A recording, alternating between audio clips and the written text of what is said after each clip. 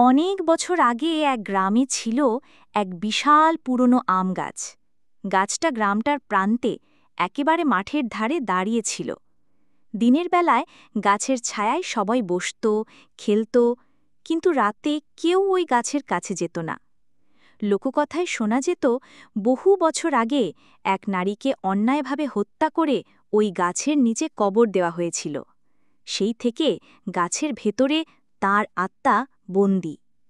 রাতে মাঝে মাঝে গ্রামের মানুষ দেখত, গাছের ডালে সাদা শাড়ি পরা এক মহিলা বসে আছে।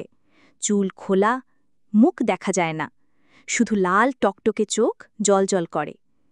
বাতাস না থাকলেও আম গাছের ডালপালা হঠাৎ নড়ে উঠত, আর ভেসে আসত কান্নার শব্দ। গ্রামের এক যুবক কুসংস্কারে বিশ্বাস করত না। সে এক রাতে বন্ধুদের সঙ্গে বাজি ধরে গাছটার নিচে বসে থাকে। প্রথমে কিছু হয়নি, কিন্তু মাঝরাতে আচমকা গাছের ওপর থেকে পাকা আম ঝরে পড়তে শুরু করল। যুবকটা হাসতে হাসতে একটা আম কুড়িয়ে খেতে যায়, কিন্তু আমটা হঠাৎ তার হাতে রক্তে ভিজে যায়। বন্ধুরা আতঙ্কে পালিয়ে যায়। পরদিন সকালে লোকজন দেখে গাছের নিচে যুবকটা অচেতন হয়ে পড়ে আছে। তার চুল একেবারে পেকে গেছে, চোখ শূন্য দৃষ্টিতে তাকিয়ে থাকে, আর সে জীবনে আর কোনো দিন কথা বলেনি। তারপর থেকে গ্রামবাসী রাতে কখনো ওই আম গাছের কাছে যায় না।